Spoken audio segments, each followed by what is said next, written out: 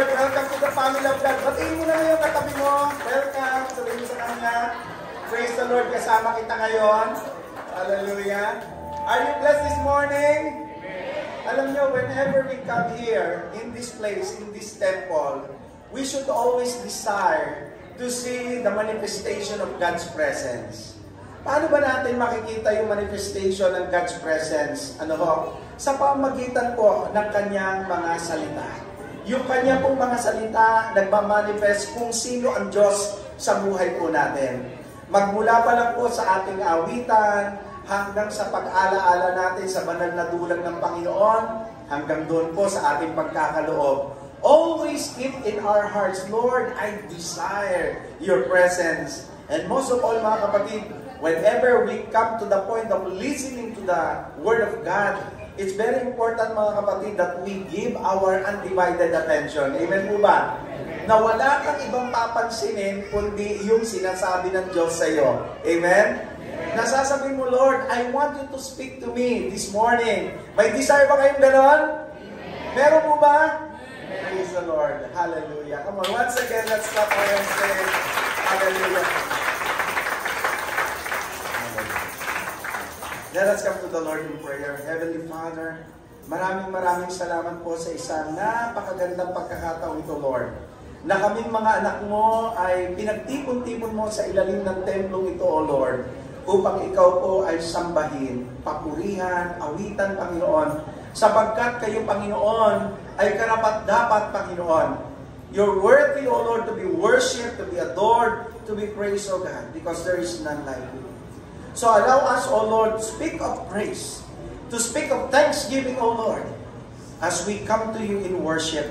Lord, we are also praying, O God, that at this moment, any kind of worries or anxieties that we have, in the name of Jesus, we cast it unto you, Lord.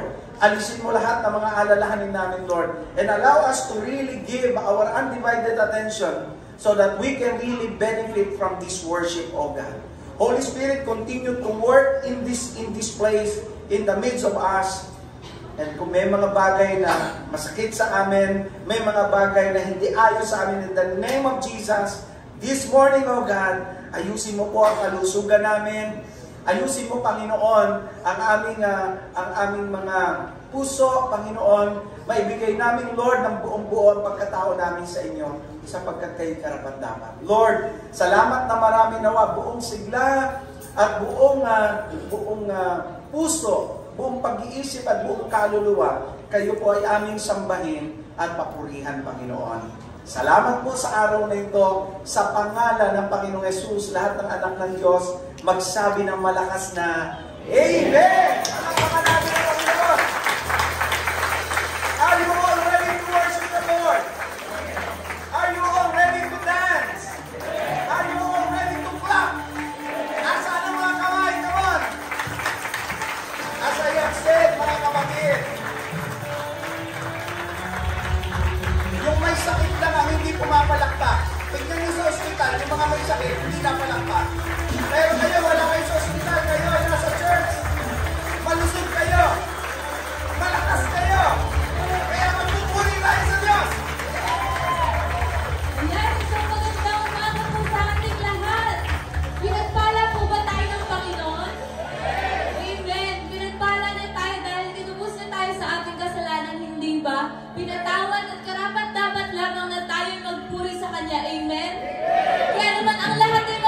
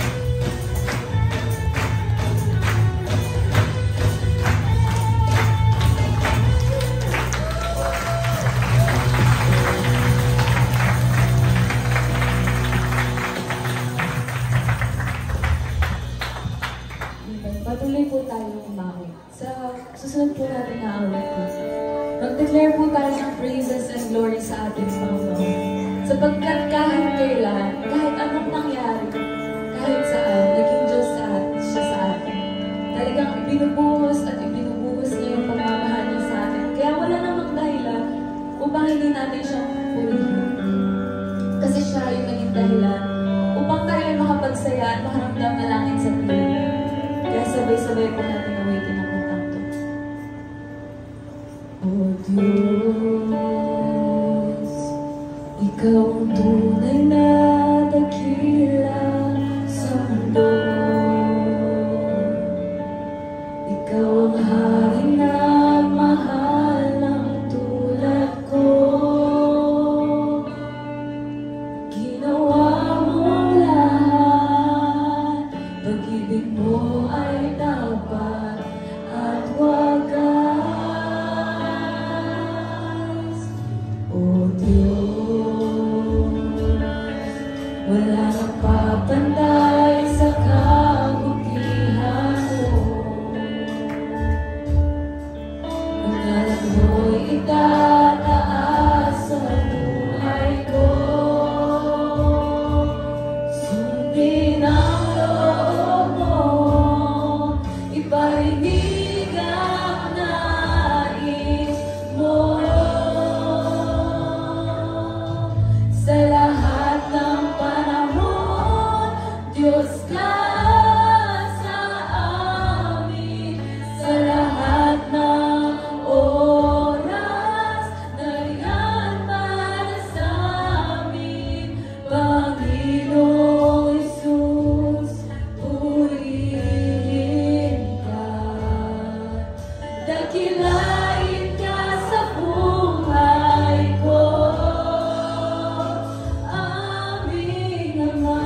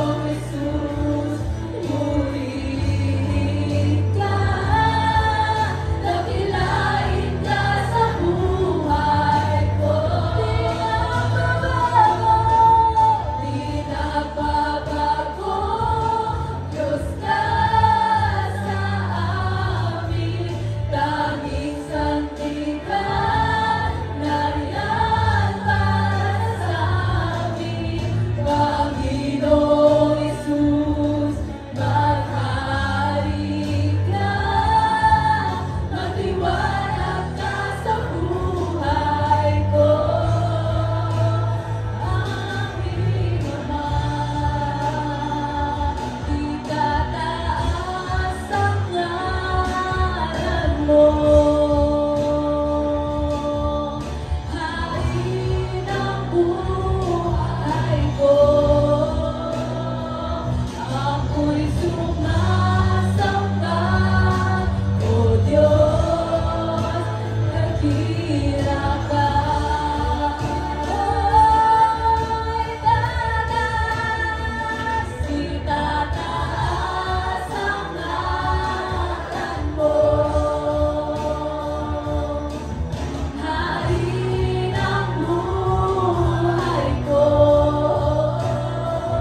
ako'y sumasamba, O Diyos, dakila ka.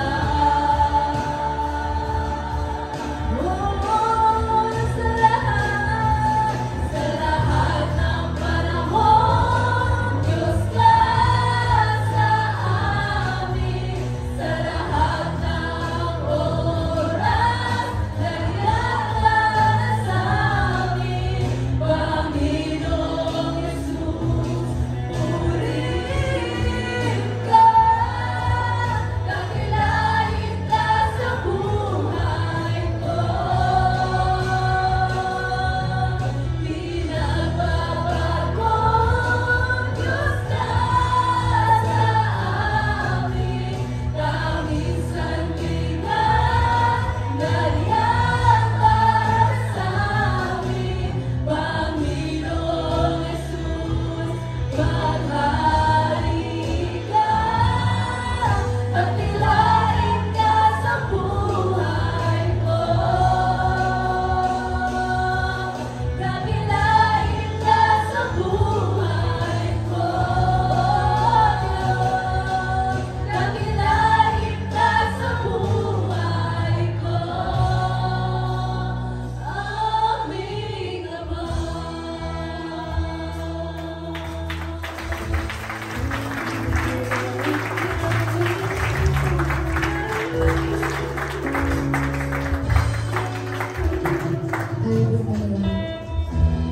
Ngayon, maraming salamat po sa privilege na binigyan niyo po sa amin para po makapagpugay sa inyo, Lord. Maraming salamat po, Lord, sa continuous pagpapatawad niyo po sa amin. Maraming salamat, Panginoon, dahil pinalaya niyo po kami sa aming kasalanan at inubos niyo po kami sa kamatayan, Lord. Maraming salamat, Panginoon, dahil kahit kailan never po kayo nagkulang. Naging tapat po kayo sa buhay namin at minamahal niyo po kami. Maraming salamat, Panginoon, dahil sa lahat ng pinagdadaan po namin ay naging Diyos po kayo sa amin, Lord. Panginoon, humingi po kami ng tawad sa mga naggawa po namin kasalanan, Panginoon. Alam po namin na never magiging enough, Panginoon, yung pagsamba po namin sa inyo, Lord God. Pero Panginoon, nawa po, sana ay magpasaya po namin kayo, Lord God, sa pamagitan po ng awitin nito, Lord God. Nawa, Panginoon, i-bless po yung magiging gawain namin. Kayo pang pagkakas po sa amin, Lord. Salamat po, Panginoon, ang nagis na sa iyo. Amen.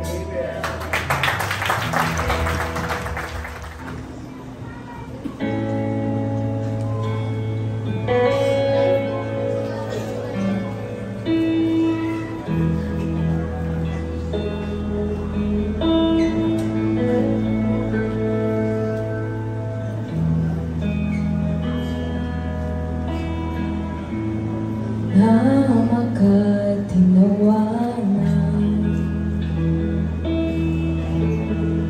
ngunit hindi ka lumaban. Pagkat laman ang isip mo, lubos na kaligtasan ko. Binigay ang buhay mo para sa bagong buhay ko. Pagkat sa isip mo'y ako minamahal ang tulad ko. Pag-ibig mong kay ganda sa iyong krus, ibinuhos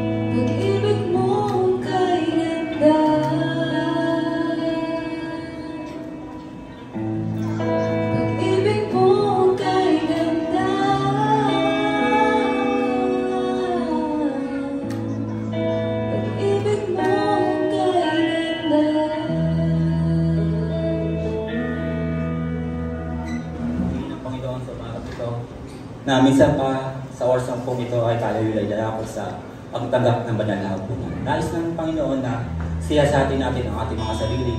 Kaya't anumang pagkakasala at pagkukulang na ating nagawa sa isang buong linggo, ito po ay ating ilapit sa ating Panginoon sa pamamagitan ng panalangin. Tayo pong lahat ay umuko at tayo ay manalangin. O Ama namin Diyos na makapangyarihan sa lahat. Panginoon, pinupuri ka namin, Panginoon, sa pagkataang loob o Lord, na sa umagang ito, minsan pa, kami po ay narito sama-sama na magpupuri at mag-aari ng pagsamba sa iyong kabutihan sa aming Panginoon. Sa isang linggo na kami, Panginoon, ay iyong iningatan sa lahat ng aming mga lakad, sa lahat ng aming mga plano, Panginoon. Kami, Panginoon, ay iyong pinagtagupan. Panginoon, sa oras na ito, sa aming pagtaga ng simbolo ng iyong katawan at dugo, O Lord, nababatid niyo po, Panginoon, ang lahat ng aming mga pagkakasala na nagawa sa isang buong linggo, Panginoon. Ano mga karumihan na taglay ng aming puso, Panginoon. Nawa, Panginoon, ito po ay iyong alisin, O Lord. At kami, Panginoon, ay iyong patawarin sa lahat ng aming mga pagkakasala, Panginoon. Nanawa, Panginoon, pag-indapatin niyo kami sa oras na ito, sa aming pagtanggap ng simbolo ng iyong katawan at dugo. Nawa, at kami ay maging karapat-dapat sa iyong banal na harapan, Panginoon, upang kami ay maging karapat-dapat sa oras na ito, Panginoon. Salamat sa iyong pag-ibig, sa iyong pagmamahal, sa kapatawaran at sa kaligtasan, Lord. Sa pamamagitan ng pag-alay mo ng iyong buhay para sa amin, na kami ay hinango mo sa karumihan tungo sa kaliwanagan ng Panginoon. Salamat sa iyo sa kaligtasan pinagkaloob mo sa amin, Panginoon. At sa oras na ito, Panginoon, itinataas namin sa iyo ang simbolo ng iyong katawan at dugo, na ito ay iyong pagpalain na aming tatanggapin sa oras na ito, Panginoon, na maging kalusugan at kalakasan sa aming spiritual at pangangalaman, Panginoon. Hanggang sa pagpapatuloy ng gawa ito, Panginoon, hanggang sa aming pakikinig ng iyong mga salita, nabuksan mo ang aming puso at isipan upang aming matanggap ng buong buo yung spiritual na kaloob niyo sa amin sa bawat sa araw na ito. Ito po ang aming dalangin sa pangalan ng Panginoong Hesus. Amen. Pakinggan po muli natin ang banal na kasulatan mula sa aklat ng Marcos chapter 14 verse 22 hanggang sa sumusunod. Narito ang sinasabi.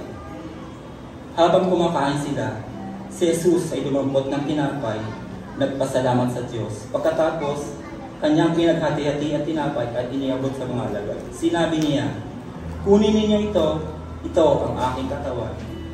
Ang tinapay pong ito ang siyang sumisimbolo sa katawan ng ating Panginoong Hesus, na ang katawan na tumanggap lahat ng kahiya doon sa krus.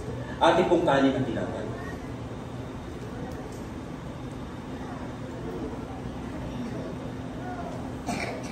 Dumambot din sila ng kopa at matapos magpasalamat sa Diyos, ay inibot din niya iyon sa mga alagad at uminom silang lahat. Sinabi niya, ito ang aking dugo, pinapagtibay nito ang tipan ng Diyos. Ang aking dugo ay mabubuhos para sa marami. Ang kopa pong ito ang siyang sumisimbolo naman sa dugo ng ating Panginoong Hesus na siyang tuminig doon sa krus ng Kalbaryo at ang dugo na luminis sa lahat ng ating pagkakasala. Ating pong inumin ang saro.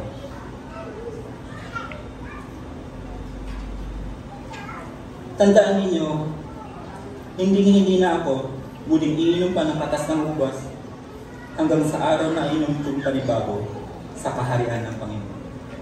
Purihin ang Panginoon sa pagbabasa ng kanyang mga salita.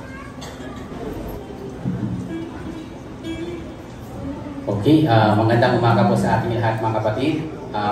Yes, good morning po. Purihin po ang Panginoon sapagkat narito po ulit tayo ngayon upang bigyang papuri at pagsamba ang ating Panginoon. At ako po ay nagagalak na makita po ulit kayo sa araw na ito. Tayo po ay darako sa ating pong pagbibigay sa Panginoon. But first, let me ask you a question po mga kapatid. What security in life po concerns you po? Are you concerned po mga kapatid sa inyong pong mga trabaho o job security?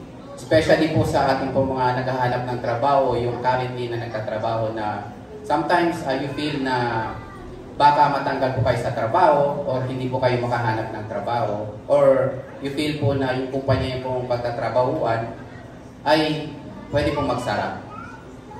And are you concerned po, especially sa mga magulang, sa mga future ng kanilang anak? So I think ng lahat po ng mga magulang concerns po doon kung ano po yung magiging future ng kanilang anak.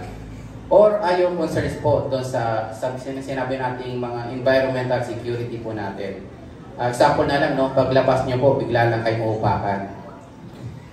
Anyway po mga kapatid, no? Lahat, alam ko po, marami po tayong mga concern sa buhay o worry, sabi nga ni Pastor kanina.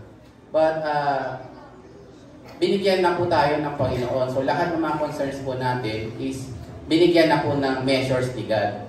Dito po sa Proverbs 35, dito po is, every word of God is flawless. He is a shield to those who take refuge in Him. Sa iba pong salin po, lalo sa NLT, sabi po dito, every word of God proves true. Ibig sabihin po, totoo po yun at walang kasinungalingan. He is a shield to all who come to Him for protection. Ano po bang gustong ipabatid sa atin ng verse na to? Actually, very simple lang po, no? Ang Diyos, gusto niya na tayo po ay umasa o mag-rely lang sa Kanya, alone.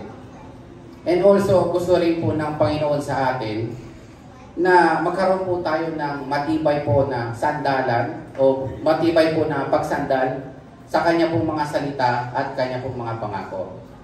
Tulad na lang po sa ating pong pagbibigay sa araw na to, we are not just only giving back sa Panginoon, but we are also telling that we are trusting God's Word and our life is protected and secured because of Him. Amen po ba mga kapatid?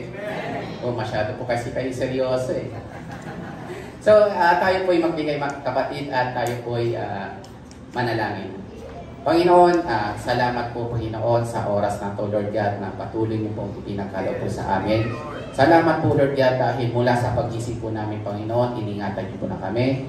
Binigyan niyo po kami pa ng panibagong buhay, panibagong kalakasan upang magamit po namin sa araw na to. Lord, we ask Panginoon na kami po lahat Panginoon manggaling sa puso po namin na patuloy po Panginoon na pagkatiwalaan po Panginoon at umasa sa inyo po Panginoon. And Lord, we also ask Panginoon na accept, O Lord God, our offering to you, Panginoon, upang ito po'y magamit, Panginoon, sa pagpapalaganap ng iyong salita, magamit po, Panginoon, inyong works po dito sa lupa, Panginoon. Lord, we ask, Panginoon, yung aming pong mga trabaho, yung aming pong mga negosyo, Panginoon, na patuloy niyo po pagpalain, Panginoon, upang magamit po namin na itulong po, Panginoon, for your glory, Lord God. Panginoon, ito po ang aming dalangin, ito po ang aming hiniling in the mighty name of Jesus Christ, our Savior. Amen. Amen.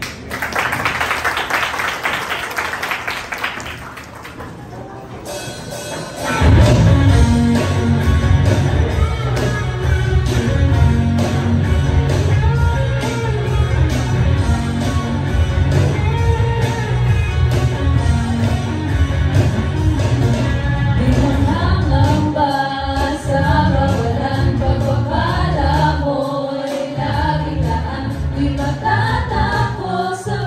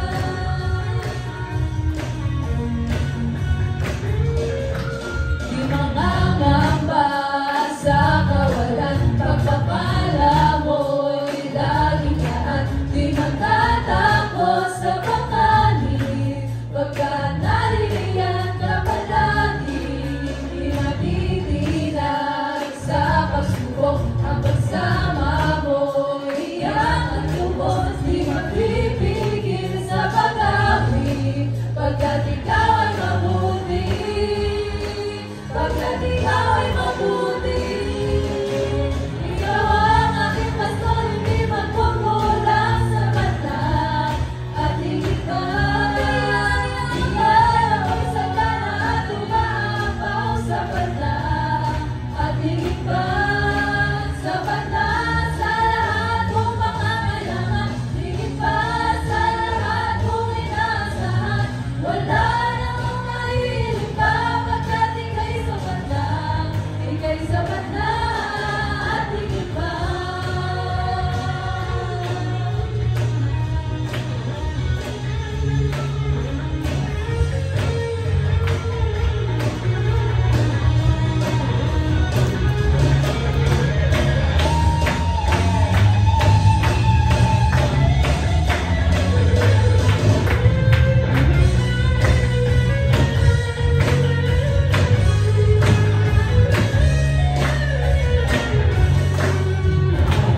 Aking pastor, hindi magkukulang sa banda. At higit pa, biyaya mo'y sagana at umaapaw sa banda. At higit pa, sa banda, sa lahat mong pangangailangan. Higit pa, sa lahat mong inaasahan. Wala namang mahilig pa, pagkat ika'y sapat na. Ika'y sapat na. Ikaw ang aking pastor, hindi magkukulang sa banda. At higit pa, biyaya mo'y sagana at umaapaw sa banda. At higit pa, sa banda, sa lahat mong pangangailangan. Higit pa, sa lahat mong inaasahan. Wala namang mahilig pa, pagkat ika'y sapat na. Ika'y sapat na at higit pa.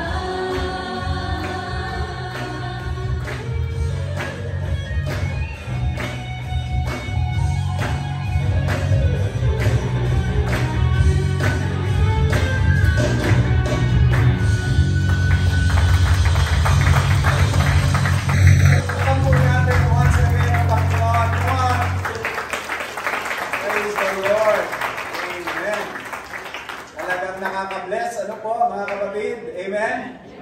Lalo na po pagka talagang sabi nga po yung ating atensyon, yung ating focus ay talagang binigay lang natin sa Panginoon. So, we are, sabi nga, in our team this year, ano po, ang ating team ay Year to Conquer.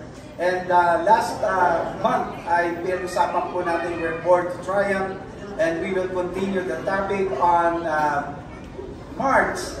But today, ano po, itong month na ito ay pag-alaala po sa tinatawag po natin buwan ng Feb-ibig. Yan. Pakitignan nyo ang katabi nyo mukha bang in love? Ayan. O mukhang disaster. So, dahil ngayon po ay buwan ng pag-ibig, ano po, a year to conquer, ano po, through love. Yan po ang ating team ngayon, ano po. So, nais ko po kayong anyayahan na ihanda ang inyong mga banal na kasulatan, ano po. At tayo po ay sama-samang mag-aaral ng salita ng Diyos. At ngayong umaga po ito, itong month na ito, ang ating pong mga magiging tagapagsalita ay ang ating mga guest speakers. Ano po?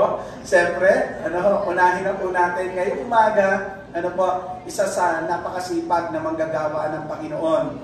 At ito po ay graduating po sa Korampin, o Korean American Bible Seminary. Ano po, way back noong matagal na, hindi maalala. But anyway, we're so blessed na siya po ay nag-decide na maging bahagi at maging manggagawa po ng Church of Christ San Pedro Family. Meron po siyang isang asawa, of course, at meron siyang 2 anak. Ayan. So, ngayong umaga po ay ating ipahiram ang ating pandinig at tayo makinig ng salita ng Diyos sa pamamagitan ng kanyang anak, walang iba kundi si Pastor March.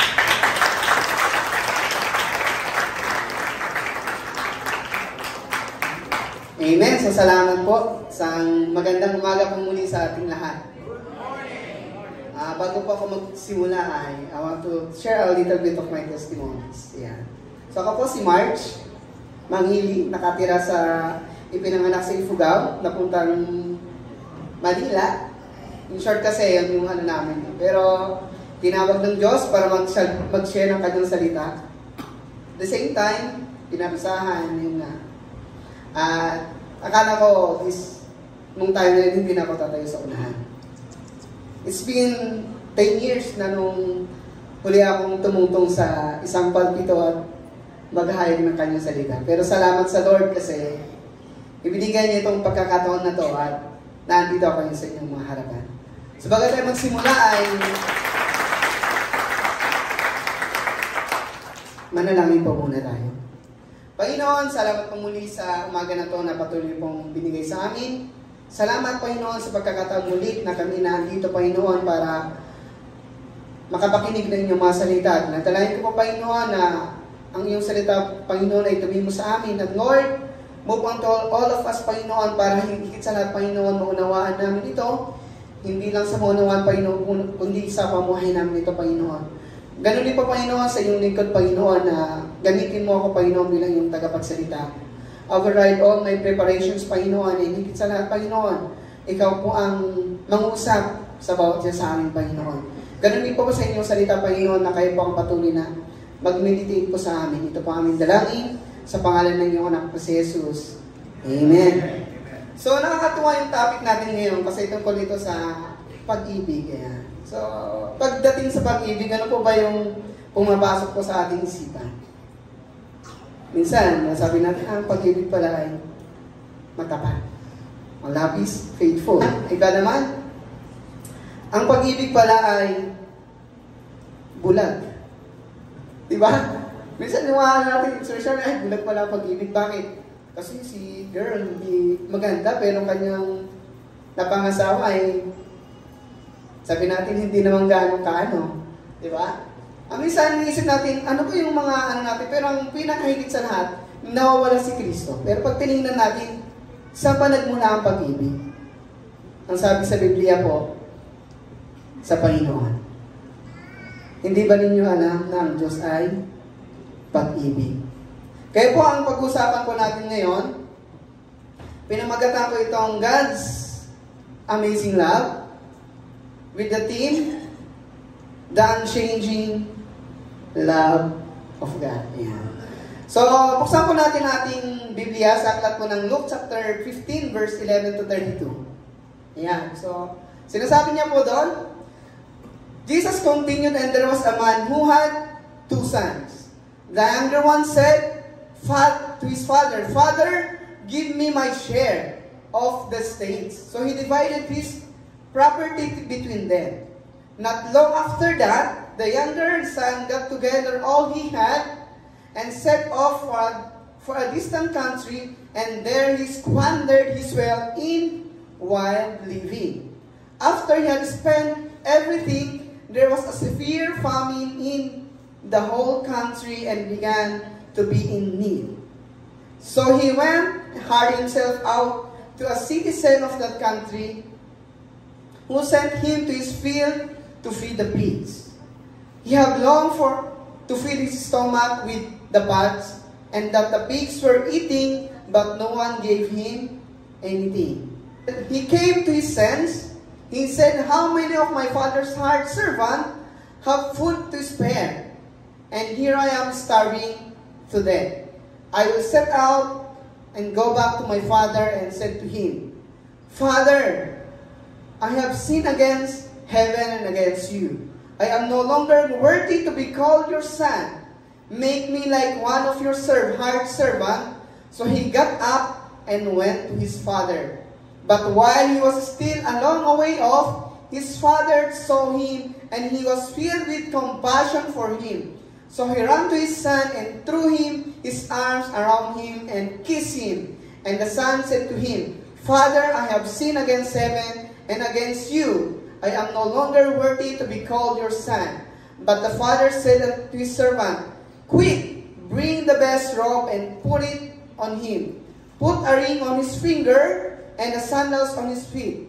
For the son of mine was dead and is alive again. He was lost and he is found." Meanwhile, the older son was in the field. When he came up near the house, he heard the music and dancing. So he called one of his servants and asked him, "What was going on?" "Your brother has come," and he replied, "and your father has killed the fattened calf because he came back and safe and sound." The older brother came angry and refused to go in. So his father went and pleaded out and pleaded with him. But he answered his father, "Look, all these years I've been slaving for you, and you never disobeyed your orders. You never gave me even a young goat I could celebrate with my friends. But when the son of yours, who had squandered all your property with prostitutes, came home, you killed the fattened calves for him." 31. "My son," the father said, "you are always with me, and everything I have is yours. But we had to celebrate and be glad because the brother of yours was dead and is alive again. He was lost, but he is found." Marami po sa ating minsan pag binabasa ko yung Luke, lalo-lalo itong parable na to, ang parating pumapasok po sa ating isipan is, ano po? Yung alibughang anak. Tama po ba? Yung parati title pa lang, pagdating mo sa ano, Prodigal Son to. Hindi ito sa ano. Pero kung titignan natin, this is the best way to illustrate how God loves us. Kung pinag-focusan lang po natin is yung prodigal son, hindi mo talaga makikita yung pag-ibig ng Diyos. So this morning, I would like to let us focus on how God loves us.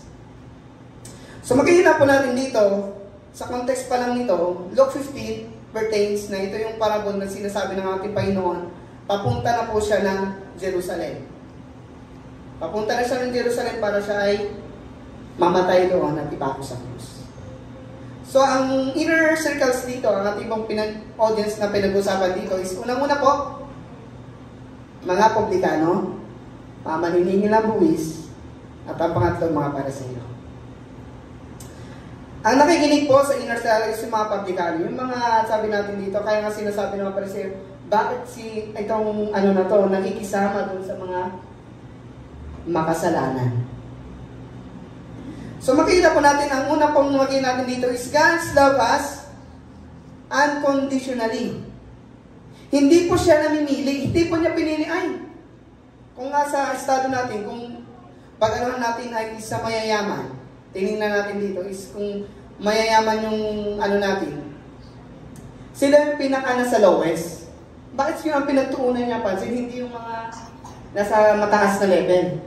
Kung sabi natin kung doon ka sa mayayaman, mapapamerienda ka pa, bibigyan ka pa. Pero pag nag-focus ka doon sa pinakamababang uri, magsasalita ka na, magpapamerienda ka, gagastos ka pa. Tama po ba?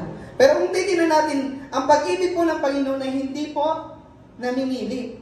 Kaya ginawa niya itong kasi hindi natin masyadong maintindihan, kasi ang Diyos natin ay Diyos. Kaya hindi natin maintindihan paano pa siya nagmahal. Kaya pagdating po nito, sabi niya doon sa unang parable of the coins, at saka yung pangalawa, pag meron siyang tumanggap, nagagalak ang libu-libong anghel. Pero pagdating dito sa parable na to, maging natin i-illustrated. Ang sabi niya agad, meron isang mag-anak, may 2 anak. At sinabi nung bunso, "Father, kunin ko na po yung mana ko." Kung titignan po natin sa context nun, sa context ng mga time po nila na yun, in the Eastern culture, makita po natin na ang sinasabi pagbibigay ng mana is pagpatay na po yung tatay. Hindi po pwedeng kunin mo yung mana pag buhay pa. Bakit po? Para mo na rin kasi sinabi, "Papa, ang tagal-tagal mo namang mamatay. Akin na yung mana ko." Pero makita po natin dito, anong sabi niya? Binigay niya agad. Pero may behind that Hindi lang po yun. Next slide po. Yan. Kung makita po natin, hindi lang po yun yung ano natin. Makita po natin na maraming nireject yung son. But first, makita po natin dito, he endured the agony of a rejected love. God endured the agony. God's love us very much. Pero nireject natin siya. Ano po ang rejection? Kaya po mga kapatid, kung mayroon pong na-broken hearted dito, kagaya ko, masakit po yung pakiramdam. At hindi lang po sakit. Hirap po i-explain. Tama po ba? Pero wag po tayo mag-alala. Don't you worry, God already experienced that. Kasi makita mo natin, yung agony ng rejected, mahal na mahal mo na yung tao, gusto mong pakasalan, gusto mong anuman, pero ang sabi lang ng tao sa'yo, hindi kita gusto. Umalis ka dito. Ayaw kita makita ni anino mo. Ayaw ko makita. Makita natin dito, when he rejected, he endured the agony of the rejected. Makita natin dito, ano yung nireject ng son. First of all, next slide po. Ang rejected ng son po is, he rejected the governance of God. He rejected the governance ng Father. Kaya sabi niya, umalis ka. Tay, gusto ko na pong kunin yung mana ko. Hindi po para pag kunin ko yung mana, para pag pupunta ako sa malayo at pag nag-business ako doon, babalik ako at isi-share ko sa inyo. Hindi. Tay, sawang-sawa na ako sa buhay na ito. Gusto ko na makaalis sa pamumuno mo. Kasi doon sa ano natin po dito, hanggat buhay yung tatay, siya po ang may authority sa atin. Kahit naman po sa ating pamilya, hanggat buhay yung tatay mo, at taanong ka sa pinong ng tatay mo, siya yung may authority sa'yo. Mag-submit ka doon. Pero yung anak na to, ayaw niya mag-submit. Gusto niya na lumaya. Gusto ko nang lumaya sa buhay na kanyang nararanasan ngayon. Yung pangalawa ng nireject is, nire-reject yung pagiging anak niya. Aalis niya siya at kakalimutan niya siya. At ang pangatlo, nireject niya yung promise ng ama niya. Maging hawa siya. Pero anong ginawa ng Panginoon? Anong ginawa ng tatay? He gave it. Binigay niya. Because he had compassion. Ang masakit pa nito, ang sabi na, not long after that, sa kultura po kasi nila is, kahit hinati yung mana, pag naandun pa nakaitak pa rin yun, may portion pa din dun sa papupunta sa tatay. Pero ang ginawa niya, is para lang, is binenta niya, para maging salapi at umalis siya. So makita po natin dito, pinayagan siya ng tatay niya, na gawin lahat ng iyon. At ganoon din po ang Panginoon natin. Ang pag-ibig po ng Panginoon natin ay ganoon na lamang. Kaya pinapayagan tayo na kung ano yung gusto natin gawin ay gawin natin. Ayaw na kasi na possessive tayo masyado sa pagiging pagmamahal niya. Napagsabi niya, anak, mahal kaya ganito ang dapat mong gawin, ganito ang dapat mong gawin. Ayaw niya yun. Ang gusto niya nag-e-enjoy ka, ang gusto niya mahalin mo siya ng sarili mo, kaya binigyan ka nga tayo ng free will eh. For us to love God freely. Hindi tayo anghel. Ang anghel po, nakabound sila na worship si God. Pero tayo, binigyan tayo ng free will para mahalin natin ang Diyos ng malaya tayong mahalin ng Diyos. Malaya natin gawin yun. Minsan, sabi natin, mahirap maging possessive pag possessive yung nagmamahal sa'yo. Maraming bawal. Minsan, pati cellphone mo, kinakalikot yan. So, yun ang text na to. Sino si ano? Tama, di ba? Wala siyang, sabi natin, wala siyang tiwala, hindi. Kinokontrol ka niya. Pero ang Panginoon, ayaw niya na kinokontrol tayo. Gusto niya na tayo mismo magbigay niya ng pag-ibig sa Kanya. Kaya hinayaan niya. At ano yung naging epekto? Kung titingnan natin doon, yung epekto niya is, nung umalis siya doon sa pag-ibig ng poder ng kanyang ama, nung umalis siya doon, anong ginawa niya? He squandered. Inano niya? Tawag dito? Nilustay niya yung kanyang mga mana. At pagkatapos noon, nagkaroon daw ng taggutom. Hanggang sa wala na siyang makain. At anong ibig sabihin po nun? Pag lumalayo tayo sa pag-ibig ng Diyos, sa una, mag-enjoy ka. Pero sa bandang huli, maghihirap ka. Minsan, nakakamasarap. Sabi nga natin, masarap na, kahit nga ano eh. Tingnan mo, pag di tayo mga buhay ng hindi mananampalataya. Pagdating ng sahod, anong ginawa? Punta tayo sa beer house. Magkano ang gastos pa lang doon? Pag uwi mo, lasing ka nga. Oo, masarap maglasing eh. Pero pag uwi mo, wala ka ng pera, wala ka ng may pakain sa pamilya mo, mag-aaway pa kayo ng mga anak mo, mag-aaway pa kayo ng asawa mo. Kaya enjoy yun eh. Pero pagdating sa dulo, ipapahamak pa. Pero anong ginawa niya? Hanggang sa wala na siya makain at anong sabi niya? Buti pa yung ama ko. Kasi yung alipin ng ama ko doon, may kinakain. Minsan nga, tayo pa, sinisisi natin ang Diyos eh, pag naandun na tayo sa agony, naandun na tayo sa walang-wala. Sabi natin, Lord, bakit mo ako pinabayaan? Kung ano na ihalintulad natin dito, binasted mo yung tao na nag-offer siya ng pag-ibig sa'yo, ayaw mo na siya makita. Pero nung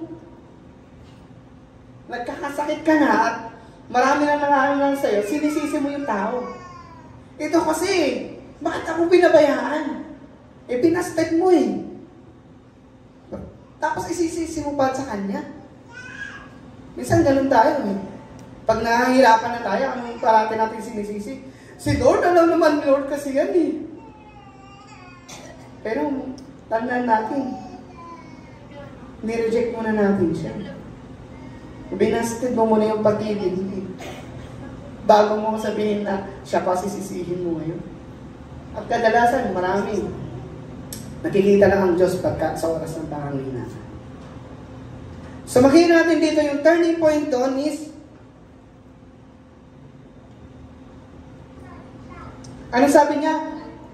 Dahil sa gutom niya, sabi niya nga doon, dahil sa gutom niya is na nagising siya, sabi niya. Pupunta ako, pabalik ako sa Ama. Sa aking mapagmahal na Ama. Kasi pag bumalik ako sa Kanya, kahit na hindi niya ako tanggapin bilang isang anak niya, bilang isang alipin na lang, ang pinag-usapan natin dito, bilang isang alipin na lang, at least may makakain ako, hindi katulad dito, nahihirapan ako. So makita natin dito, nung bumalik siya, nung sabi niya natin dito, nung bumalik siya, nung sa verse 20, sinasabi niya dito, and he rose and came to his father, but while he was yet in a distance, his father saw him and had compassion, and he ran and embraced and kissed him. Ano po? Bago daw, nandun pa lang sa malayo, ang una pong nag-approach sa kanya, yung kanyang ama. Bago siya pa magsalita na, kasi na-practice na ito eh, sabi niya, pupunta ako doon, sabihin ko, nagkasala ako sa ama. Nagkasala ako sa iyo, kaya pupunta ako doon. Tanggapin niyo na lang ako bilang sa kalipin. Hindi na bilang sa anak, kasi kahit pa paano. At tinatarget po niya dito, maging isang kalipin. Bakit po? Para may makain siya. Hindi niya tinatarget dito, para maging isang anak niya. Pero makita natin dito, tumakbo agad yung tatay. At hinalikan niya.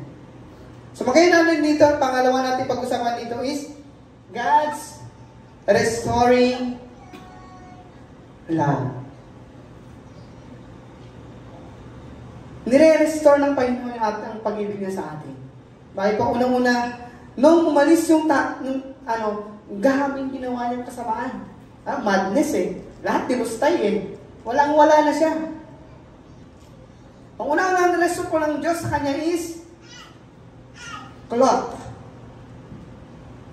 This represents the cloth of Christ's righteousness unto all of us. Na kapag bumalik tayo sa Panginoon, mga kapatid, hindi na niya tinitingnan yung kung ano yung nakaraan natin.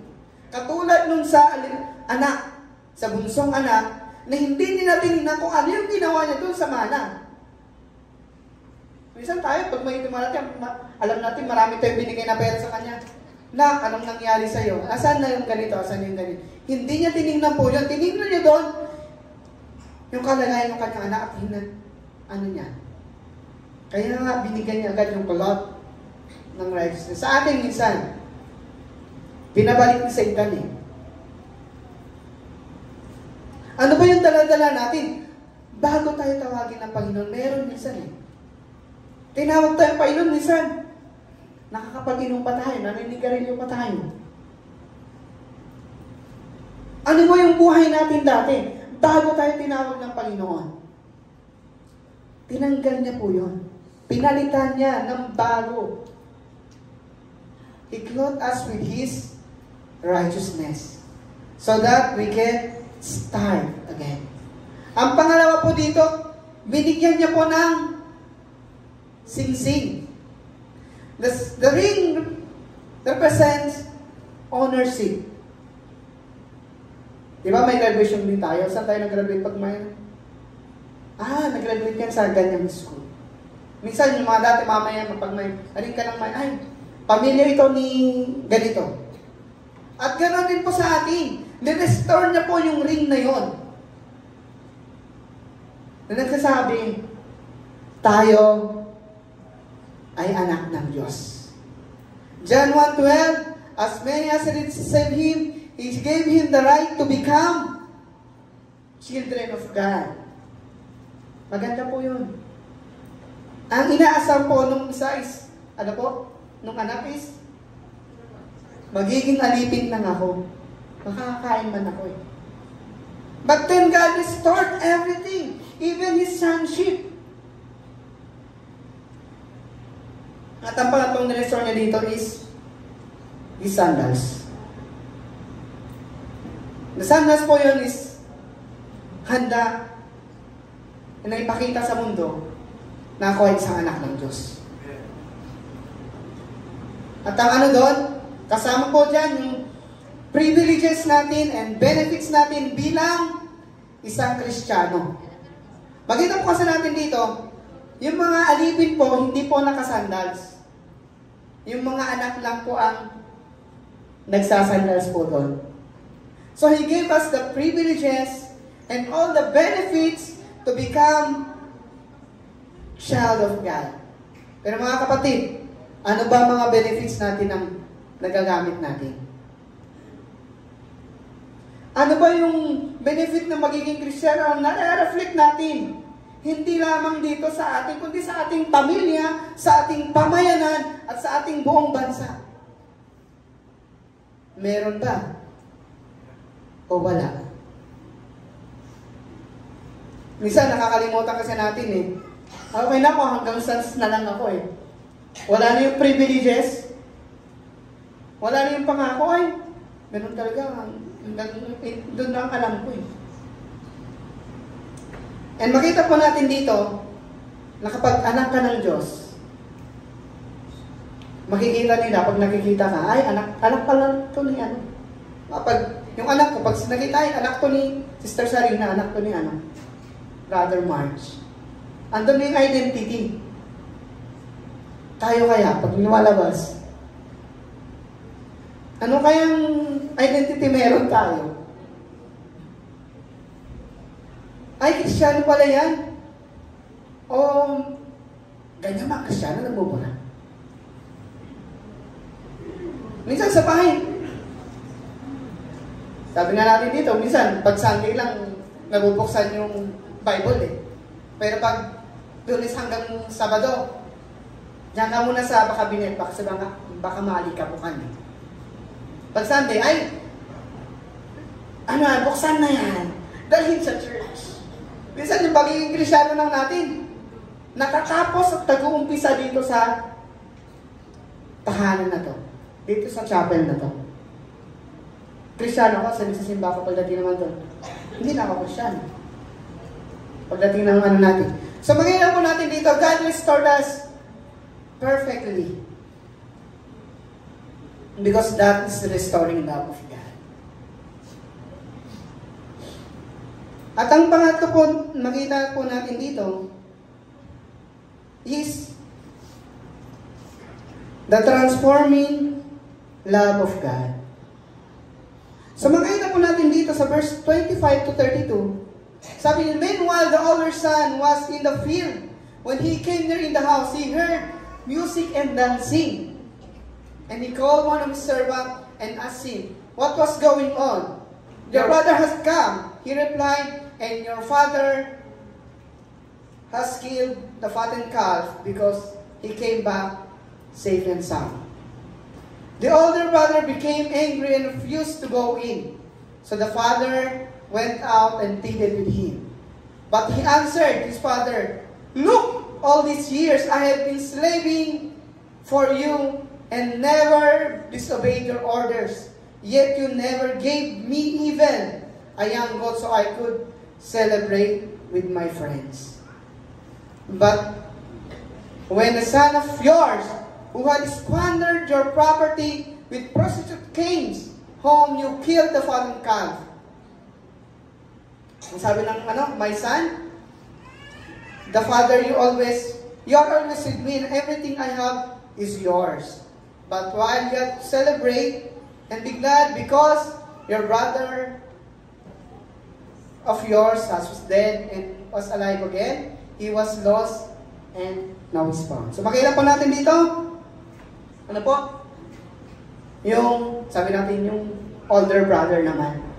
Yung transforming love ni God sa atin. Minsan kasi pag naging Kristiyano tayo, hanggang dun na lang. Hindi na natin alam kung paano natin gamitin.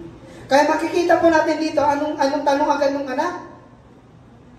I've been enslaving to you all these years at sinunod ko lahat ng utos mo. Ano ibig sabihin po nun? Nagpakahirap ako, naging alipin ako. Ano po? He did not realize that he is the son. Na pwede niya gamitin yung mga benefits niya of being the son. Pwede naman siya magkatay ng goat na sinasabi niya. Bakit? Sa kanya yun. And remember, pinatay na po ng tatay yung kanyang ari-arian. And in the Jewish culture, the firstborn get the double portion of the property. Hindi po siya, double portion po ang makukuha ng older brother kumpara dun sa younger. So makita po natin dito, bakit double portion? Double portion niya yung nagawa niya pero hindi niya nagamit. Kasi ang tingin niya doon, nakakatakot. At marahil, ganun din minsan tayo bilang isang Kristiyano. Kristiyano ako sa loob ng ilang taon, pero ano na yung nagawa ko? Buti pa yung isa, pag may dumating ay, si brother, magagamit sa mantala ko. 10 years na ako dito sa church, hindi man lang ako nagpagpatay sa unahan. Pero pagdating, pastor, ba't naman ganun? Siya ito, pagdating, ilang ano pa lang, nakakatayo na. Pero bakit ako hindi? Makita natin, hindi kasi natin ginagamit eh. Hindi kasi natin ginagamit yung meron tayo. Ano ba yung pagkatawag sa atin? Minsan, ilang taong ka ng Kristiyano? Sabi natin, 20 years ako. Ano po ministry mo sa church? Wala po, tagaupo lang po, tagabutas po ng bangko. Ang mga siguro po, 5 po yung bangkong nabutas ko na. Masaya naman po ako kasi Kristiyano na po ako. Tinanggap ko na, pag namatay po ako, sigurado ako na sa langit po ako pupunta. Masaya na po ako doon. Minsan ganun tayo. Nakakalimutan natin. Pero pag may dumating na iba, kailangan ko mag-workout kasi baka agawan ako ng posisyon dito bilang isang ano. Ba't may dumarating na bago? Ay, si Marsh, medyo magaling to ah. Ay, mga magaling si brother. Dapat, hindi ako mauusap bilang isang elder. Dapat, hindi ako mauusap isang diakono. Hindi pwede yun. May ingit ako doon. Bago lang siya, ako matagal na eh. Minsan ganun yung, ganun din yung thinking ng older brother eh. But then, God reassures us these things. He reassured His adaptation. Ang sabi niyo po, mga kapatid, ang lahat ng ito ay iyo. At naandito ka na sa akin. Don't you worry, hindi ka po mauubusan. Kung ano po yung pangako ng Diyos, simula nung nakakilala ka sa Diyos, yung pa rin po yung pangako niya sa iyo hanggang ngayon. Hindi po nagbabago yun. Mga kapatid, baka sa tingin natin nagbabago pag may dumarating na bago eh. Ay, yung posisyon ko na yun, maalis na. Pag sinabi ni Pastor, Sister, Brother, turuan mo nga rin sa mga ginagawa mo. Ako, ito na, para tayo na sa trabaho na pag may tinuturuan tayo, kabado na tayo. Kasi baka mamaya, alisin ka na doon sa pwesto mo at ipapalit yung isa. Pero mga kapatid, ang pag-ibig po ng Diyos ay hindi gano'n. Hindi po nagkukulang. At ang sabi niya dito, in answer to this adaptation, ang sabi niya, ano ba yung pagkatawag ko sa iyo? Ikaw ay isang anak ko. At lahat ng ito ay sa iyo. Parati mong tandaan, yung mana mo ay double portion. Hindi po, kaya nga sinasabi niya doon, He assured His privileges. Ano po? Kasi for all these years, hindi niya na-enjoy yung pagiging isang anak niya. And God wants us to enjoy of being a Christian. Gusto niya na-enjoy natin yung buhay natin bilang isang Kristiyano. Gusto natin sa tayo lumago bilang isang Kristiyano. Mga kapatid, ang pagkatawag po sa atin ay hindi natatapos sa pagtanggap natin sa Kanya. Minsan natatapos doon eh. Maraming natatapos doon. Hanggang sa mamatay, Kristiyano lang siya. Hindi na yun ito na, ay, masarap palang magmisyon doon sa ibang lugar. Ay, masarap palang maghawak ng cell group. Masarap palang maglingkod sa kapwa. Minsan, na-enjoy pa natin. Mas maganda pa pala sa labas kasi may tugtugan dito. Parang, na lang eh. Pero mga kapatid, He reassured His privileges, ang privilege and benefits natin. Andyan na po yan. Mga kapatid, it encourages us na gamitin po natin kung ano yung meron tayo. God wants us to grow. At ang pangatlo po, He reassured His promise to all of us. Mga kapatid, marami pong pangako ang Diyos sa atin. Kailangan na po natin tanggapin at ipamuhay. Gamitin po natin. Sayang naman. Kailan ba natin gagamitin niya? Kung kailan uugod-ugod na tayo? Kung kailan hindi na tayo makatayo, saka tayo ganado mag-share ng Word of God kasi hindi na tayo makatayo. Nasa wheelchair na tayo. Gusto kong mag-share pero paano na to? Nasa wheelchair na ako. Pero ng kabataan natin, yung kalakasan natin, ayaw ko kasi marami akong ginagawa. Hindi na natin na-enjoy yung benefits. Pero mga kapatid, ang pag-ibig po ng Diyos sa atin, nire-reassure niya yung promise sa atin. Ano po ba yung pagkatawag sa iyo? Yun po yung promise sa iyo. Ano ba yung pangako niya sa iyo? Yun po yun. And gusto niya po i-work out po natin. Minsan sa atin kasi hindi natin muna-work out eh. Pag athletic po, nag-work out po sila. Para nasasanay sila doon sa gamit. Tama po ba?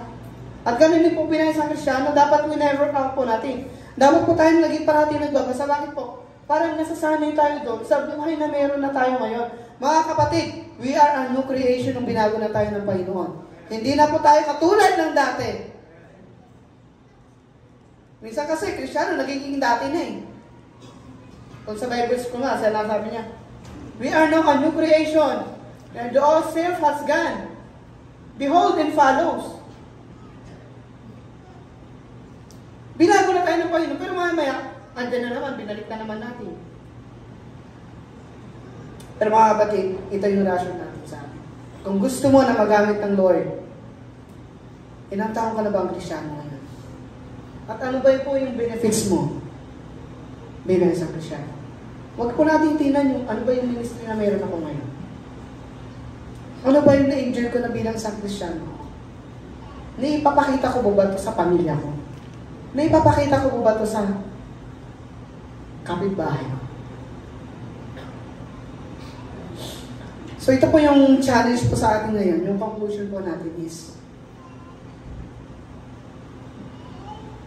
as a Christian, bilang isang mananampalataya ni Kristo, tingnan po natin yung sarili natin. Nasaan na po ba tayo? Marahil, una pa lang, baka naandun pa tayo sa hindi pa natin natatagpuan yung pag-ibig ng Diyos. Marahil, napupunta lang tayo dito sa simbahan para ma-fulfill lang, para lang sabihin nilang, ay, nagsimba ako. Mga kapatid, pag hindi mo pa tinanggap si Kristo, at hindi mo pa natagpuan yung pag-ibig niya, kahit saan simbahan ka pa pupunta, kahit ano pang pag-ibig ang hanapin mo sa labas, kulang pa rin yun. Kasi ang puso natin ay nag-set si Lord ng eternity para mahalin natin siya. Mayroon nakalaan sa puso natin na para sa pag-ibig ng Diyos. Para tayo makumpleto. Kaya po mga kapatid, kung hindi po natin siya tinanggap, tanggapin na po natin siya. Huwag na po natin antayin na malustay natin lahat ng kayamanan natin. Huwag na po natin antayin na hanggang sa malugbok tayo sa kasalanan bago pa natin antayin. Bago pa natin siya tanggapin. Habang may pagkakataon po, ang buhay po natin napakaiksi na. Habang may pagkakataon pa, tanggapin natin siya.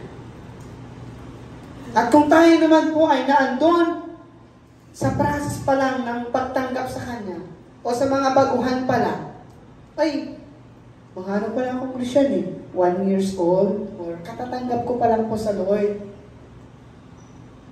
Ano pong dapat natin gawin? Kapatid, mag-aaral po tayo. Alamin po natin yung mga benefits natin as a Christian. Alamin po natin kung paano tayo lumakad as a Christian. Huwag po tayong masatisfy dun sa ay, ligtas na ako. Tinanggap ko na si Lord, kaya kahit anong gawin ko na, ligtas na ako. At ang pangatlo po, kung tayo ay matagal ng Kristyano, at nakailang butas na ng bangko yung kinaupuan natin, pero hanggang ngayon, ni pag-prayer pa lang, opening prayer pa lang, hindi natin kayang gawin. Magbago na po tayo. Lumago na po tayo sa pag-ibig ng Diyos. Ayaw po ng Diyos na nanatili kang ganyan hanggang habang buhay. Ayaw po ng Diyos na tagaupo lang tayo ng bangko habang buhay. Ayaw po ng Diyos na hanggang Kristyano lang ang tawag sa atin. Gusto ng Panginoon, i-enjoy natin ang pagiging isang Kristyano natin. Because God's love us. Mahal ka ng Panginoon. Mga kapatid, masakit isipin, pero minsan, iilan lang ang nag-enjoy sa presensya ng Panginoon. Kaya po mga kapatid, just take one step out of faith. Katulad ng ginawa ng alibugang anak, kung sabihin natin alibugang anak.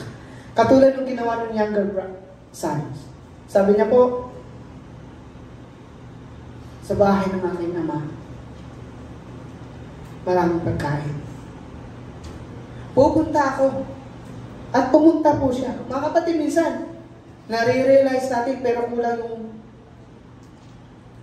paghakbang. Take that one step closer to God. And God will do the rest. Ano ba ang kalalagyan natin ngayon pag lumapit tayo sa Panginoon? He will comfort us. Kung matagal na tayo masyado sa atin magano, don't you worry. Hindi niya susumbat na ang tagal-tagal muna. Katulad nung younger brother, sabi niya po, hinag niya. At ganoon din po sa atin, pag lumapit po tayo sa Panginoon, Take that one step closer to God. And God will do the rest for you. God will continue to use you because we know that we are fighting a war we have already won. Mga kapatid, itong pinaglalabanan natin dito, napagtagumpayan na natin. Manalangin po tayo. Panginoon, salamat po muli sa pagpapaalala sa amin.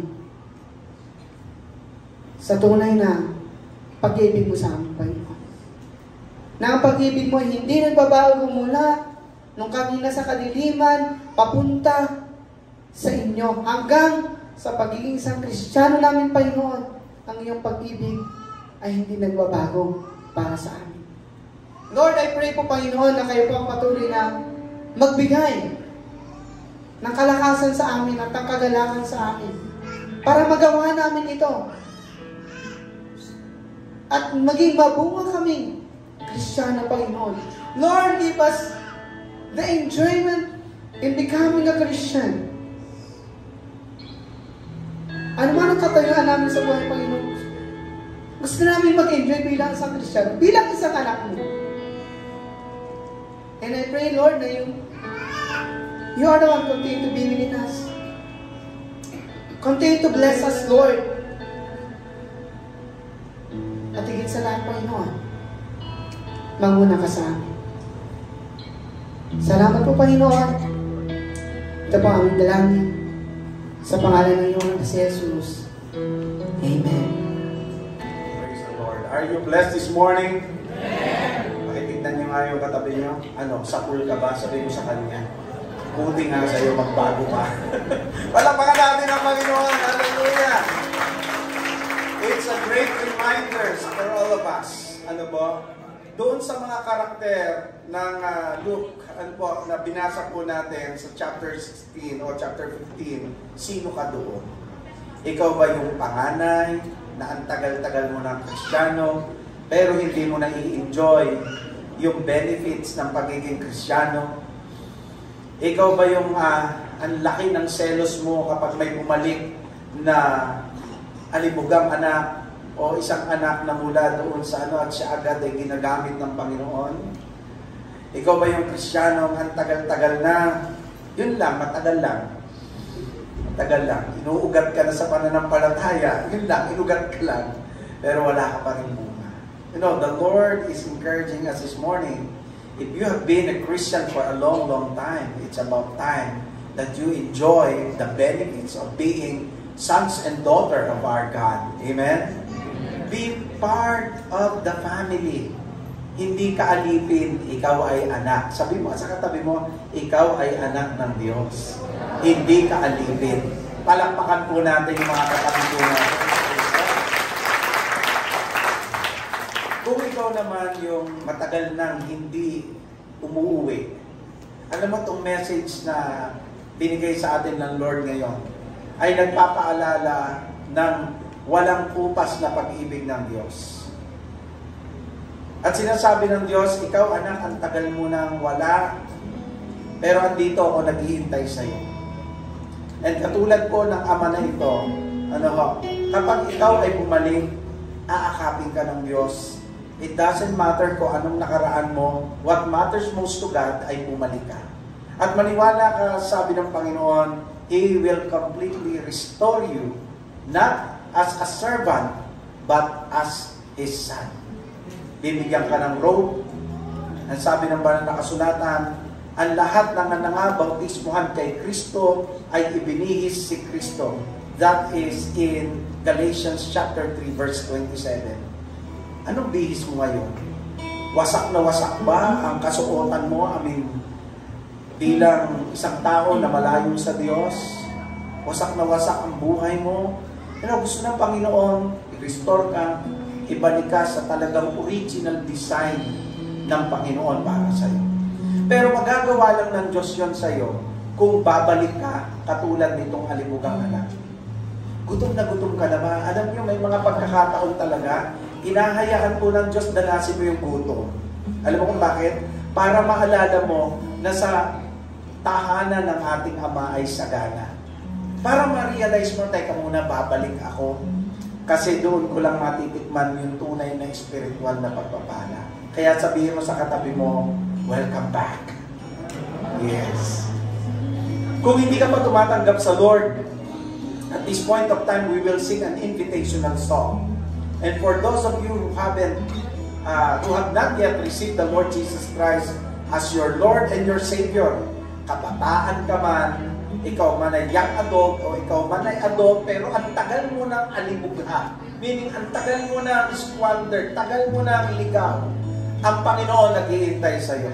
And right this very moment, God is still waiting and calling for you, waiting for you to come back because He wants to restore you as His Son. Why not give your life to Jesus right now? Diba? Why not? Bakit hindi? Ano bang mawawala sa atin kapag tinanggap natin si Kristo? Pastor, malaki po, tama ka, malaki ang mawawala sa iyo. Yung kasalanan mo ang mawawala sa iyo kapag tinanggap mo si Kristo. Yung lumang pagkatao mawawala sa iyo, bibigyan ka niya ng bago. I mean, anong positive thing yung mawawala sa iyo? Mga kapatid, wala. Madadagdag pa, mababalik pa yung pagiging anak mo ng Diyos. Pero lahat ng negative sa buhay mo, naninakaw, winasak ng kaaway, pati relasyon mo sa Panginoon, pinatay ng kaaway, God will restore it. You just need to give God a chance this morning. You just need to come to Him and accept Him as your Lord and your Savior. Come on, people of God. Let us all stand up and let us sing this song, So You Would Come. At habang inaawit po natin ito, baka kapatid, ikaw o kung sino man na naandyan po sa bandang likuran, gitna o harapan, you feel the message of the Lord. You feel that the Lord is calling you. Why not give Him a chance na, Panginoon, gusto ko na pong bumalik, gutom na po yung kaluluwa ko. Panginoon, wasak na wasak ang puso ko, pero mas muna kong winasak yung puso ko. Kaya Lord, gusto ko pong bumalik sa iyo kasi ayaw na kitang saktan. You know, if the Lord is calling you and, touching your heart this morning, why not give God a chance in your life? Actually, hindi siya binibigyan mo ng chance. Why not give yourself a chance to be saved? Because walang mawawala sa Diyos. Kung wala ka, masasaktan siya. Oo, masasaktan ng Lord. Pag wala mo ang tao, masakit sa Kanya yon. Kaya nga to the point na binigay niya yung Kanyang only begotten Son, walang iba kundi si Jesus Christ. Kasi gusto niya ang tao mabalik sa Kanya. Ayaw niya na ang tao ay mapahamak. But bear in mind, mga kapatid, walang mawawala sa Diyos kung wala ang tao. Pero malaki ang mawawala sa iyo pag wala ang Diyos. So bakit di mo bigyan ng chance yung sarili mo to receive the Lord Jesus Christ as your Lord and your Savior and start a brand new life with Him? As we sing this song, come to Him. Baka yung katabi mo hindi pa natanggap. Sabihin mo sa Kanya, halika, lapit tayo kay Lord. Sasamahan kita. The Lord is calling on you. Receive Him as your Lord and your Savior. Come here in front and receive Him. He gave His only Son. Everything was done so you would come. Ginawa na ng Diyos ang lahat para ikaw ay lumapit. Naghihintay lang ang Diyos sa iyo. Totoo yun. Wala tayong magagawa sa sarili po natin para mahalin ka ng gusto ng Diyos. Wala tayong ginawa para isara ng Diyos ang pintuan sa nangatiyak. Dahil sa laki ng pag-ibig ng Diyos sa iyo, binigay niya yung kanyang bugtong ng anak. Bakit? Para sa paglapit mo, handa ang kaligtasan para sa iyo. One song is coming to the Lord. Hallelujah! Baka po meron pa dyan sa bandang likuran, dito pa sa bandang kita o sa bandang harapan. Why not come to Jesus and receive Him as your Lord? Come on! He will take them all. Your broken lives, broken hearts, everything that has been broken to you, the Lord will restore it. Come on! Come on! Come on! Hallelujah! Another song is coming to the Lord. Sige po, life of me.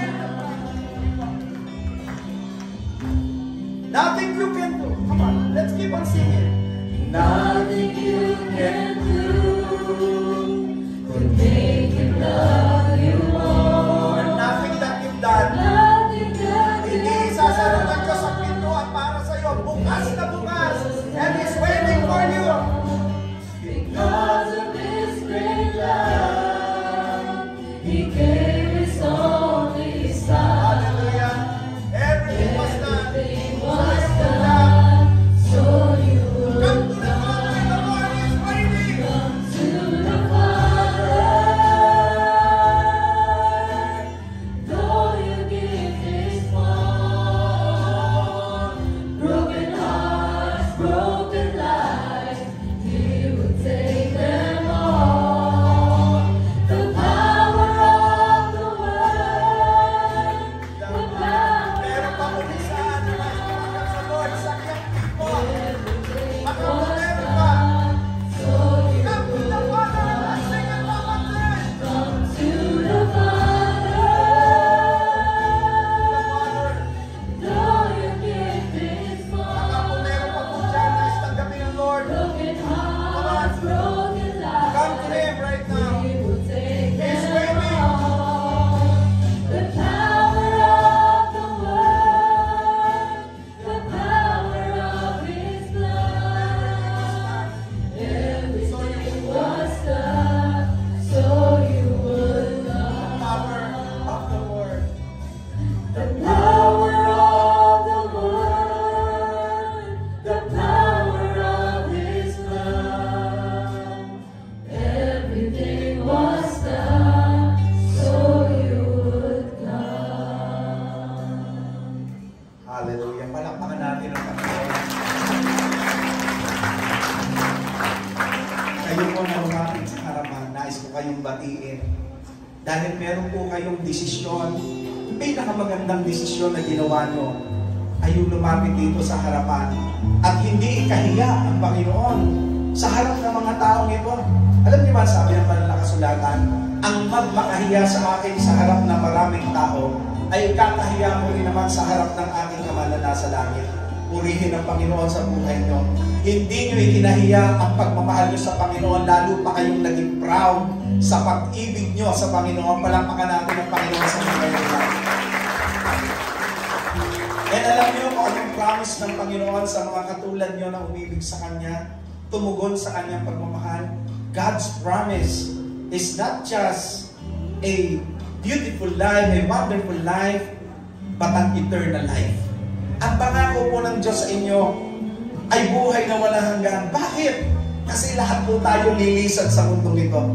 Lahat tayo iiwanan natin itong mundong ito. At kung wala ka kay Jesus Christ, let me repeat it, ulitin ko po, kung wala ka kay Jesus Christ, you cannot enter the kingdom of God. Hindi ka papasok sa kaharian ng langit. Kaya yung desisyon nyo na ginawa ngayon, ang effect nito hindi lang dito. Ang effect nito hanggang doon sa langit. Ang effect nito doon sa kaluluwa nyo. Because we are eternal being. Meaning, pagdating ng araw, nalilisan natin ang mundong ito, diretso tayo sa langit. Romans chapter 8 verse 1, wala nang hatol sa lahat ng mga nakipag-isa kay Kristo Jesus. Ang tinatanggap nyo ay si Jesus. Hindi religion. Religion cannot save, only Jesus saves. At yung paglapit nyo rito ay tanda na, Lord, I want to have a relationship with you. Si Lord kasi matagal na nag-o-offer ng pagmamahal sa atin. Praise the Lord, na broken heart nyo siya before, pero ngayon, pinasaya nyo ang puso ng Panginoon dahil lumapit kayo sa Kanya. Hallelujah. Ang pagtanggap sa Panginoon kailangan ng commitment. At sa harapan ng mga tao ito, gusto ng Panginoon na inyong ipahayag sa harapan ng mga tao ito, sa harap ng Panginoon, yung inyong pangako sa harapan ng Panginoon. Sabihin niyo ito. Pwede bang kayo ay marap sa kanila? Ipatong ninyo ang inyong kamay sa banal na kasulatan. Sige po. Sagutin po ninyo na malakas na amen. Kung inyo pong sinasakayunan ang aking tanong, kayo po na lumapit sa harapan, sumagot po kayo ng malakas na amen. Sa inyo bang paglapit, kayo ay kumikilala kay Jesus bilang inyong Panginoon at sariling tagapagligtas? Sagot po nyo. Amen.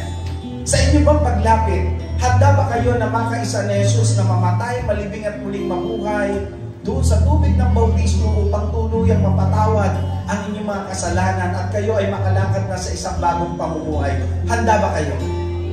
Purihin ang Panginoon. Kayo ba ay handa na ibilang ng Panginoon sa Church of Christ San Pedro Family upang kayo ay makasama namin na lumago sa pananampalataya at maglingkod sa Diyos habang kayo ay nabubuhay? Handa ba kayo? Purihin ang Panginoon. Church, palakpakan po natin sila. Glory to God. Church, noong nakaraan po, ang Panginoon ay nagdagdag sa atin nitong nakaraang buwan ng halos 14 na kaluluwa. Ano po? At sila po ay under our care at pangangalaga, discipleship. Palakpakan natin si Lord. Ngayon pong buwan na ito, ang Panginoon nagpadala po ng 3 kaluluwa sa harapan po natin. Maraming kaluluwa po ang nangangailangan ng pagmamahal mula sa ating Ama. Ang kailangan po natin ay continue to spread the gospel. Amen? Patuloy natin ipangalat at ipangaral. At itong mga lumapit sa harapan, patuloy nating alagaan. Church, handa ba tayong ipag-pray at alagaan po ang mga lumapit na ito, mga bagong kapatid natin sa Panginoon? Pray ng Panginoon. Pwede ba natin pag-pray sila? Come on, let's pray. Lord God, Heavenly Father, narito po kaming lahat sa harapan mo. Tuwang-tuwa po kami, Panginoon, sapagkat meron pong 3 kaluluwa, Panginoon, na nagsuko ng kanilang buhay sa inyong harapan. Na minsan pa, Panginoon, ay alam naming nagbigay ng kagalakan sa iyong puso. At sa araw na ito'y laksa-laksang anghel na nagkakatuwa dyan sa langit. Sapagkat 3 kaluluwang muli ang naligtas mula sa katiyakan ng impyerno, Panginoon. Salamat dahil mula doon, meron ngayon silang katiyakan ng langit dahil sa ginawa ng Panginoong Jesucristo. Panginoon, dalangin po namin na kami tulungan mo na sila'y mapanatili sa kanilang pananampalataya, mapalago sa kanilang relasyon sa inyo, at maakay sa paglilingkod po sa inyo kagaya po namin, O God. I-bless mo po sila, ang kanilang sambahayan, ang kanilang personal na buhay. Pagpalain mo po, Panginoon. Salamat po, kami po itutugon, Panginoon, sa panawagan mo sa pangangalaga sa mga bagong mananampalatayang ito, Panginoon. Magkakasama, tulong-tulong at nagkakaisa, Panginoon, because alam namin, kapag naroon ang pagkakaisa, Panginoon, ng iyong mga anak, ang magsuligi na gawa ng kaaway ay hindi mananaig laban sa iyong iglesia. Purihin ka mo, dakilang Diyos, sa paggamit mo at patuloy, Panginoon, na paggawa sa buhay namin at sa iglesyang ito. Sa pangalan ni Jesus, ito ang aming samo at dalangin. Amen, amen, and amen. Lahat ng awit sa mundo, di kayang ilarawan kadakilaan mo. Kulang ang lahat ng tulad, kulang maging mga salita upang ihayag ang kabutihan mo.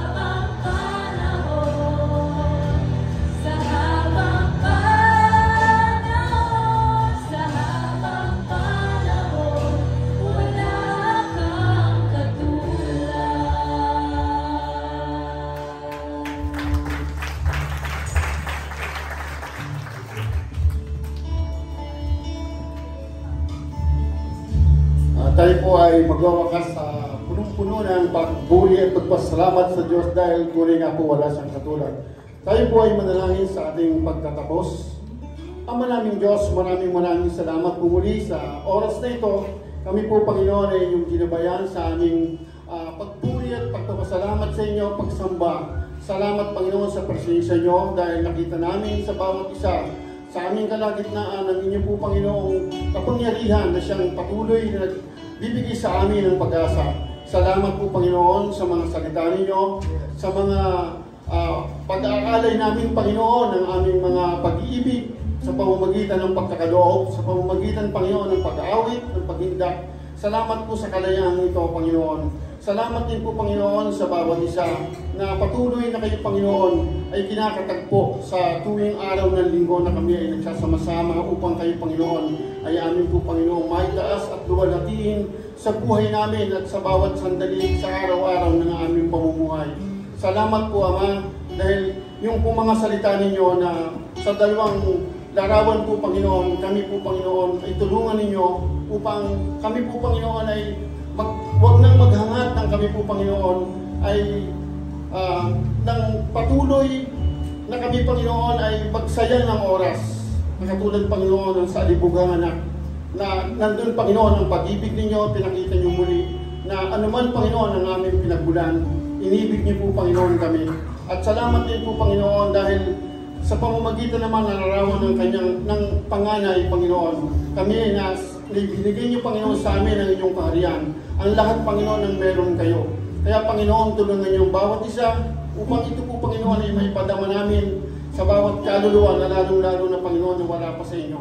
Yung pag-ibig, Panginoon, ninyo na hindi humihingi ng kapalit, hindi po, Panginoon, nagbibigay ng kondisyon, kundi, Panginoon, kami ay matuto na sumunod at tumupad sa inyong katuruan. Salamat po, Panginoon, at muli gabayan niyo po, Panginoon, kami sa aming pamumuhay sa buong isang linggo, sa araw-araw. At ganun din po, Panginoon, sa mga kaluluwa na tumanggap. Tulungan niyo po, Panginoon, kami na sila po, Panginoon, ay maakay hanggang sa lubusan silang lumago at kayo ay makilala. Panginoon, maraming salamat po. At sa amin kung pansamantalang pag-iwalay, kami po, Panginoon, ay inyong gabayan hanggang sa kami ay makauwi sa aming mga tahanan, katulad, Panginoon, ng pagdapo namin dito. Maraming salamat po. Ito po ang aming samot na langin sa pangalan ni Jesus. Amen.